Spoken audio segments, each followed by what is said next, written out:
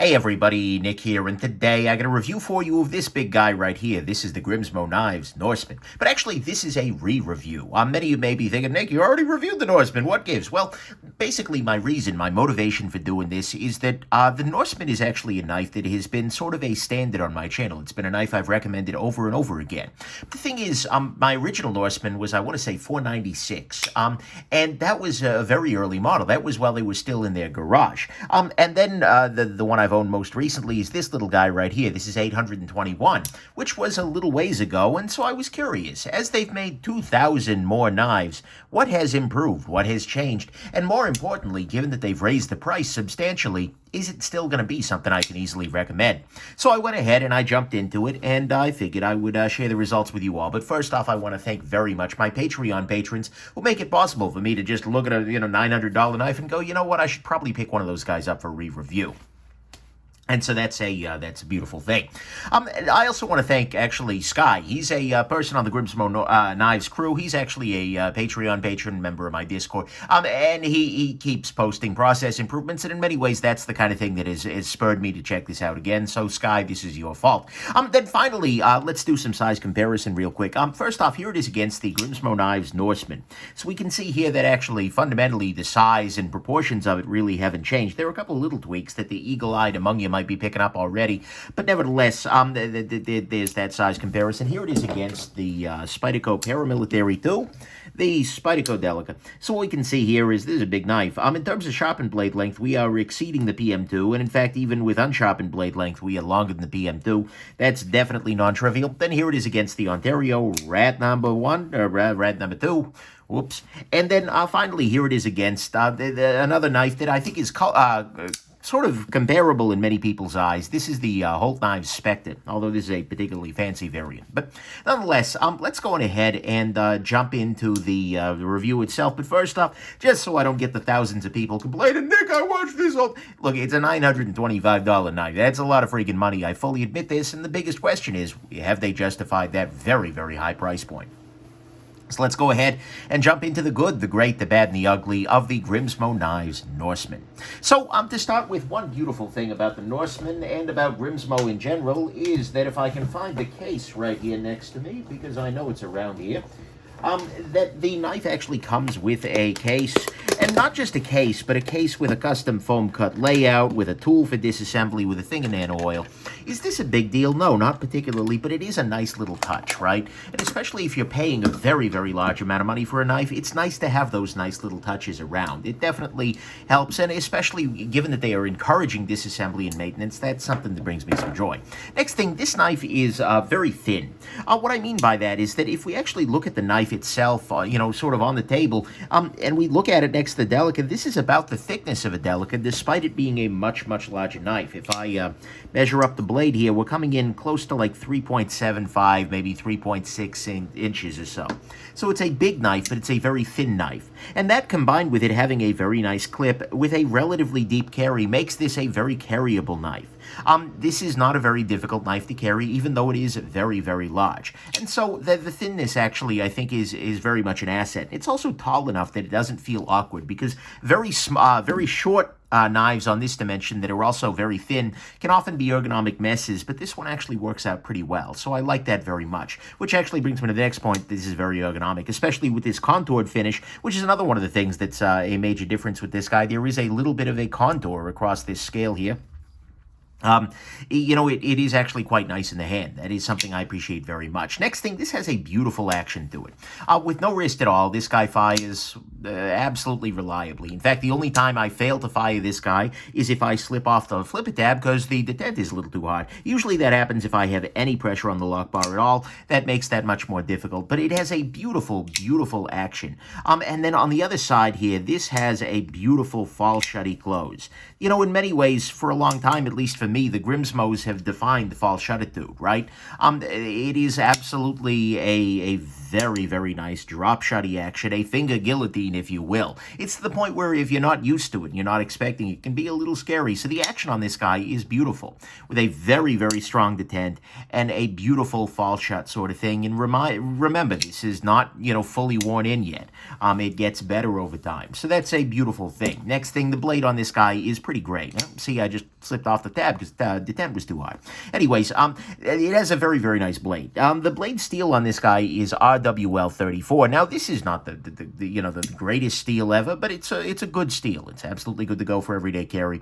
And it is well heat treated with a cryo and everything like that. But more importantly, as a blade shape, it's a pretty good one. Now, I know what you're thinking, Nick. That's an insane blade shape. What do you say?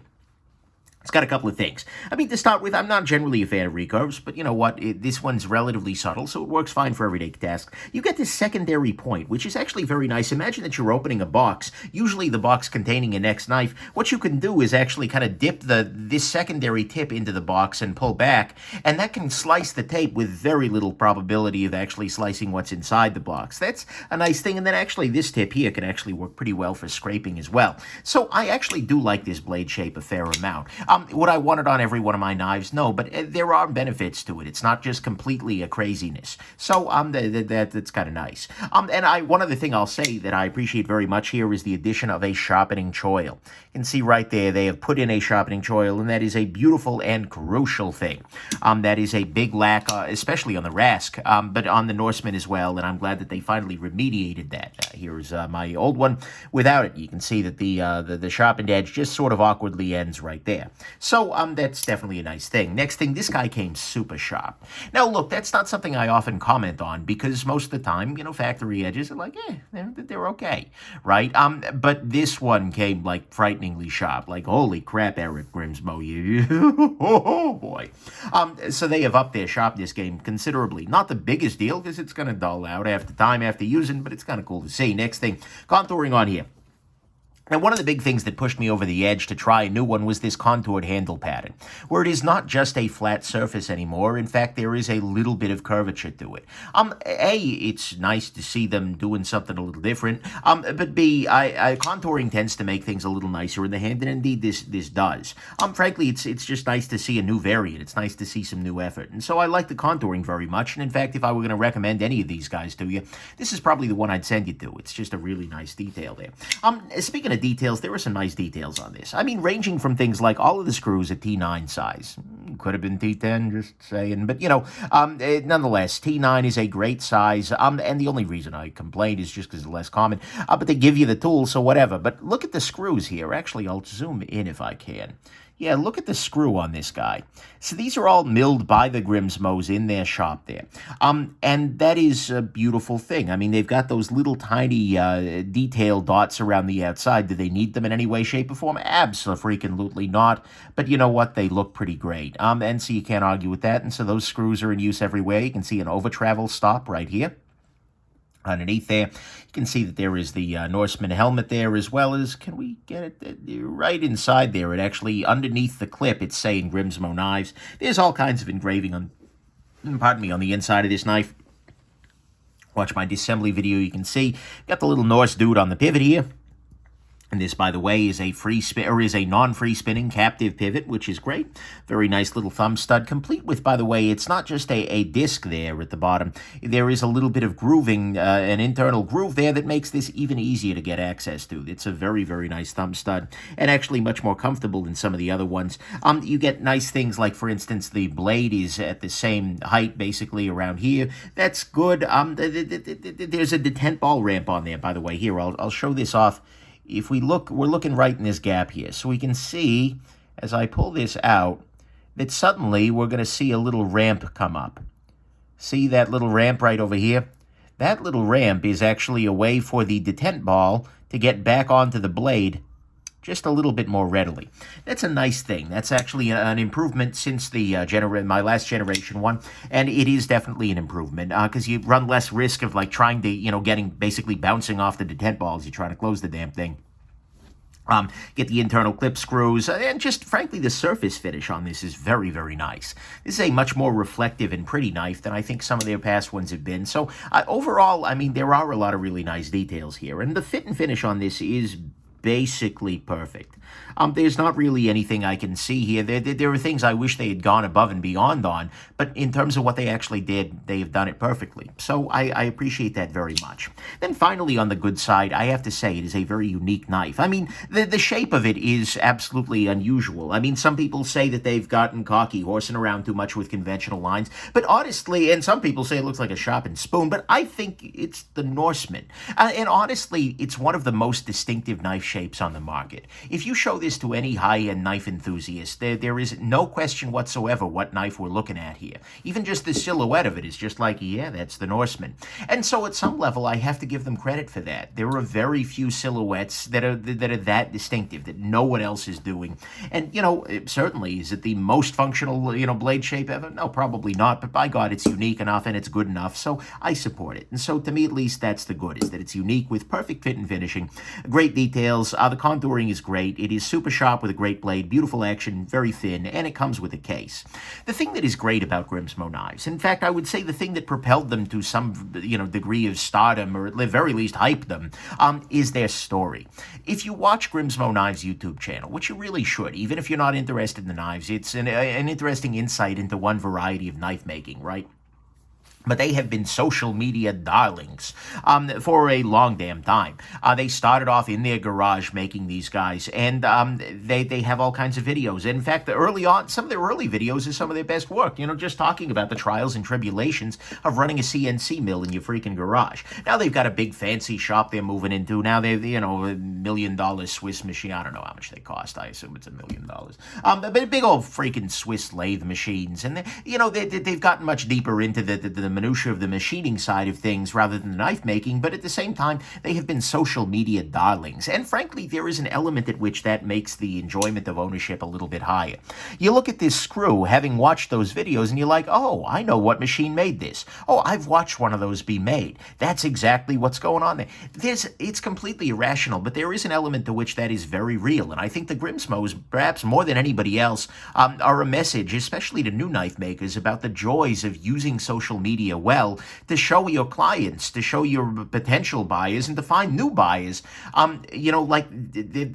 their knife was made, what the joy is. And on top of that, it is all made in-house, and that's another key part of their story. Just like in the watch world, we talk about how it is an in-house movement. It is a movement developed exactly by one watchmaker, and so everything is made in-house. And this is the same way. I mean, they're even making the bearing cages themselves. That's pretty impressive. I mean, the steel is bought, obviously, titanium. They're not like a freaking titanium foundry in the back there, but nonetheless, it is a made in-house kind of thing, and that's a respectable thing. So, to me at least, what's great, and what has always been great about Grimsmo Knives, is more than anything else, perhaps, the story. They make amazing knives, but they made amazing knives very publicly and with a lot of really good content to go along with them. And I think for a lot of people, that's maybe one of the biggest appeals. So that to me is the great. On the bad side, to start with, and I am definitely going to be nitpicking here because at this price point, I'm going to pick every damn nit. It is quite large. I mean, fundamentally, like I said, 3.6-inch blade, or much longer than that, actually, I would say. It's a big one. 100%. This knife is not going to work for a lot of people on a daily basis just because of that size. The recurve is also going to be something that's a little bit problematic for some people. If you're sharpening on flat bench stones, you're going to hate this recurve because there's just no way you can get a bench stone down onto this curved area here. It works fine with a rod-based sharpening system or even a guided rod sort of thing. I've used the KME sharpener to get at this, and you just kind of go like this first, and then you reclamp it, and then you do this front part here. And that makes things a little bit easier, but still, the recurve is definitely a thing. It is also pocket pecking pretty substantially. Mind you, they have done a great job of rounding off this flipper tab, such that it's not as, aggressive as some of them, but it's definitely a thing. Next thing, availability has been a pain in the neck for these for a long time, and for a long time that was due to hype. There just weren't enough of them. But then they moved to a Maker's Choice lottery system where you just put your email on the list, and then they say, hey, we got a Norseman, you want it? And then you get a link, basically. That was a good idea for a while, but now they've moved to an inventory-based system, which is ideal. deal, right? But they're still, for some damn reason, running the Maker's Choice lottery. It's like, guys, you have inventory. Just put them up there. Let anybody who wants one buy one, rather than playing the link game. And then just do the lottery for, like, I'd love to see them bring back in greater number the Buyer's Choice system, where you specify the options that you want. As I think that's a really nice way to kind of bridge the gap between production and custom, and it seems a little bit silly to me that they, especially now that they've got enough of these around, that there's inventory, that they're not focusing back in that area. But that's not a big deal. Next thing, the contoured scales. They're absolutely great. I love them. I think this is the way that it's the wave of the future. The flat titanium scales end up feeling a little bit lazy by comparison. But the one thing that is problematic is that you've got these beautifully contoured scales and then a flat clip. Like, they didn't do anything to the clip to match this contouring, and so you end up with something that feels a little bit like an identity crisis, where it's like they stuck the clip from another knife onto this one. And at the very least, do the crosshatch texture. I just feel like they missed a step here. They gave me the wrong clip. And so that's definitely something they need to fix up for the future there. Next thing, and again, this is more of an amorphous gripe, but I'm really trying my best to be, frankly, picky, is that they have done very little variety in these lately. I mean, this new handle pattern is the first kind of innovation in widely available finishing we've seen from them in a while. I mean, they haven't been doing Damasteel. And Damasteel is, this is an example of Damasteel here on the Holt Spectre. It is a pattern-welded Damascus-style steel that is absolutely beautiful and offers something very compelling for a high-end collector. But they haven't been doing it lately. They used to do inlays. They haven't been doing inlays. They used to do, and they've done some very fancy milling projects, but they're almost always for shows, right? Where you show up and you do an open bid sort of thing. But why are they not doing more of this fancy milling? With all of the machining expertise running around that place, why is this the most milling they're willing to do on a pocket knife, right? And considering that the market is now growing saturated with very plain Norsemans, just trot out that machining skill. Throw some more fancy patterns. Drop some more patterns in general on the website. Get people excited again. It feels like they haven't been pushing the limits, or even, frankly, just pushing themselves forward, except for these one-off showpieces. And speaking of not really pushing, I feel like this knife, although in 2016, when I first got my original one, was like, oh my God, head and above, they're starting to fall behind because they've stood still, and that's going to be a common theme here, but they're missing things that are very common in the high-end knives. Our WL34, for instance, we'll talk about that later, but it's getting to be a little bit longer in the tooth. It's got this still big old lanyard hole, and they could very easily do some little hidden bar or something in there. This is missing a lock bar insert. This has no lock bar insert, and as a result, depending on the conditions, you can get the slightest bit of lock stick in there, which is not great, particularly. But again, it's very, very slight, but this is, again, at $925, you better be doing not just perfect, but you better be going above and beyond perfect. Why are there not options for full back spaces? Why is the machining less, this is intricate, sure, but they should be doing crazy stuff for that kind of a price point. I mean, even putting aside the Damasteel here, you got all this wonderful little machinings on the side here, contourings, etc. Even, like Herman Knives is doing a lot more of these really high-end machining patterns, and the Grimsmos seem to be holding back on that. There's not much in the way of internal milling for weight reduction or anything like that, and especially given that the balance is a little further back than I'd like, maybe they could definitely address that. And the biggest thing that, I would love to see is actually another borrowing from the Holt, is an adjustable detent system. This knife has a way that I can adjust using a screw the amount of detent strength that I'm using. This guy does not have that, and that's actually a problem on this, because for me at least, this detent is too hard. Now, certainly, a big part of this is whether or not you have your fingers anywhere near this lock bar. If your fingers are anywhere on this lock bar, you are not opening this knife. And that's one of the disadvantages of a frame lock, generally speaking, but this dent is just a little bit too hard for me, and particularly for the thumb stud. It works, but it's just...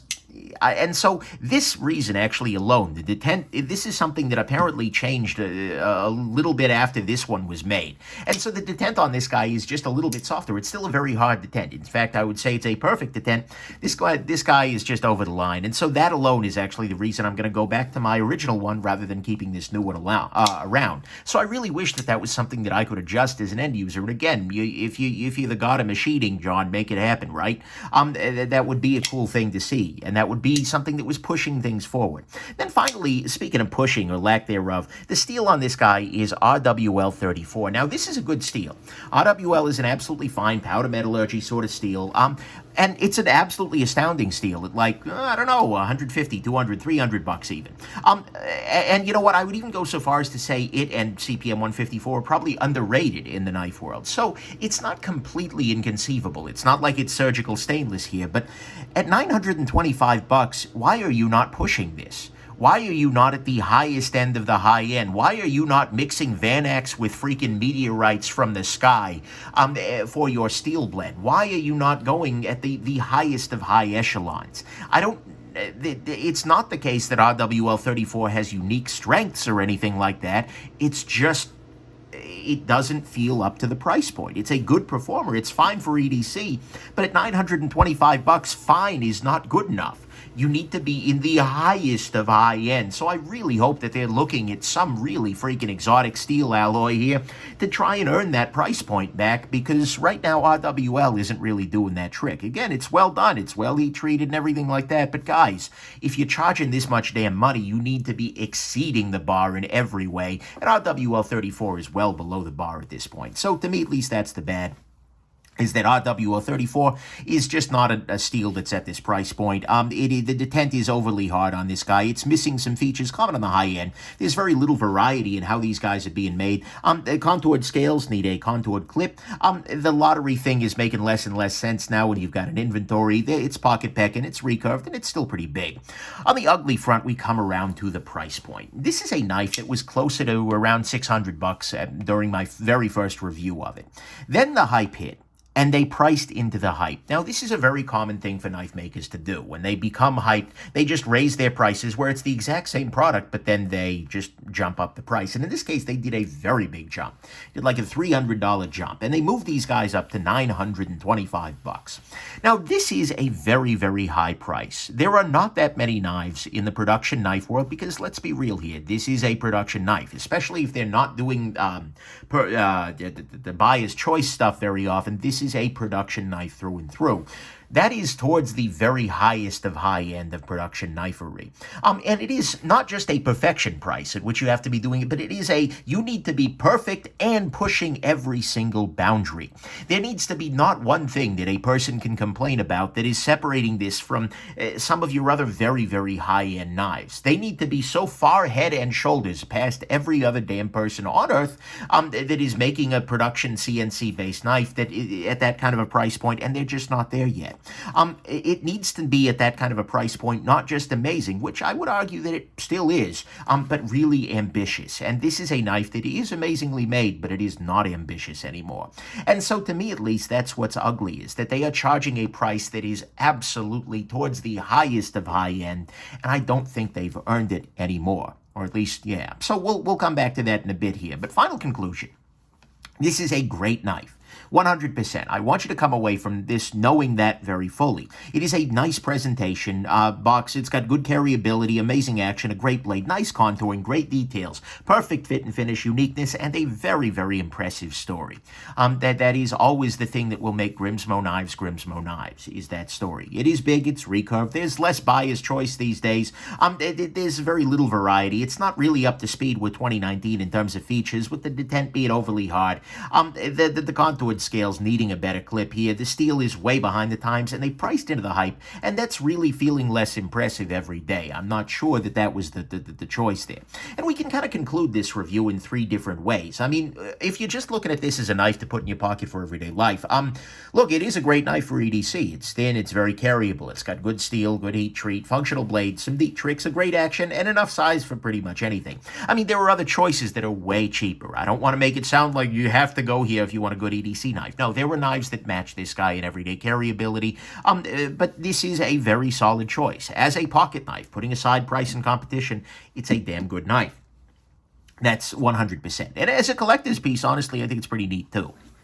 If you are a high-end knife collector, I think it's probably worth your time to pick one of these guys up. Even at this price, either way, it is an entirely in-house made knife. It is unique, it has that great story, and it has fit and finish and levels of precision that are able to make it stand out even in a crowded market. This is a remarkably good knife. And again, I think even for the collector's stand, and perhaps particularly for a collector, This might be something you might consider collecting. The biggest question here with this knife is not, is it a good knife? And of course, it's a freaking good knife. Is it a gem? Yeah, I'd argue it's a gem. But the question comes with that price point and now with the competition. And the problem with the price is I don't think that they've earned it anymore in 2020. In 2016, I think absolutely. They were far ahead of the pack. They were far ahead of the pack in machining and action details. They were so far ahead that's why it was a truly exceptional knife in 2016. It was so far ahead that the market went wild for them. That is how they grew that hype. That is why for those couple of years, Grimsmos were just like, oh my God, I will pay you $1,000 over retail for it. Absolutely. That is why that kind of hype grew, is because they were so far ahead of the competition.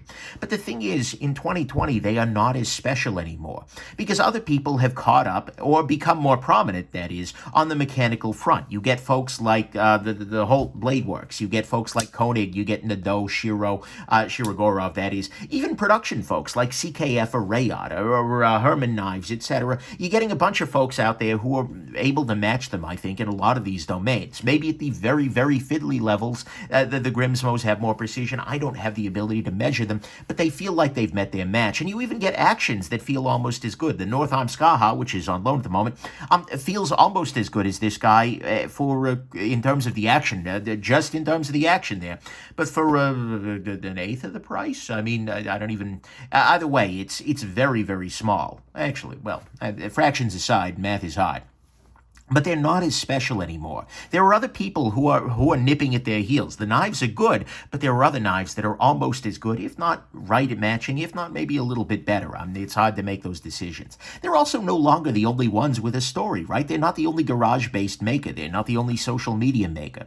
And increasingly, as people are becoming more social media savvy, lots of folks have great stories, great channels, offering insights into production. You could give them some credit for starting a lot of that in the knife game, but it's a thing that's less special now. But most importantly, I feel like they've stopped pushing forward in ways that matter to the consumers. They've done a lot of process improvements. They've bought a bunch of machines. And I get the impression that if I were to sit here with a micrometer and I was measuring out these parts, I would be more impressed than ever.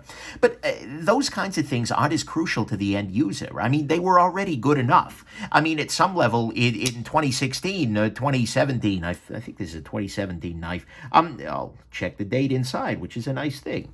Let's see here. December 2017. Yeah, in December 2017, this knife was good enough in, I think, all of those meaningful ways there. And at the end of the day, it is Grimsmo Knives rather than Grimsmo Precision Machining. And so from a knife geek's perspective, I think they've been doing roughly the same thing for a couple of years now. They haven't been doing any, brand new fancy milling patterns that are regularly available. They've done a couple for shows, but there's that. They haven't been doing much in the way of variation. They haven't been increasing their game. They've done little things like the Sharpening Coil, the detent ramp. That's great, but guys, come on. Instead, they just increased the prices and then rode out the hype wave, making a couple of small tweaks, but it really feels like they've kind of had the perspective of, it's selling, why do better, right? And, I can get that. I totally understand the temptation, but it's short-sighted. Because in the time that they've just been cranking out the same thing over and over again, they've been making the best knife of 2016 for 3 years now, damn near 4, the world has kind of moved on. The bar was raised in knife making, especially in the small batch precision CNC knife making, while they were focusing on raising the bar on machining. Folks moved to better steels. They added features. And they just pushed. They pushed ahead. They did new things that are innovative outside of, even above and beyond what the rest of the knife world is doing. And so what I worry is that once the hype dies down, and the last people who have been waiting for one of these since 2016 are able to get one, they're going to be selling a 2016 era knife at the very top of the 2020 price bracket. And I think that could be really rough. Things could, that could be a problem. So I very, very much hope, and this is, again, I'm going way above and beyond the knife, but when we talk about a price point like this, we kind of have to. I very much hope that there is a Norseman 2.0 sort of thing in the works here, a Skunk Works project someplace in the back of the fancy new shop, where they're working with nicer steels, more intricacy, a lock bar insert, maybe, some work on the adjusting to 10, or just calm the tent down a little, guys. Or maybe just a price drop, right? Make $925 the Damasteel price. That would be great too. Or maybe an upgraded Rask that is really built for 2020 with the features expected in 2020, or some other new model that is not only meeting the current bar, but is raising it further and is reestablishing the Grimsmos as a force in high-end knife making.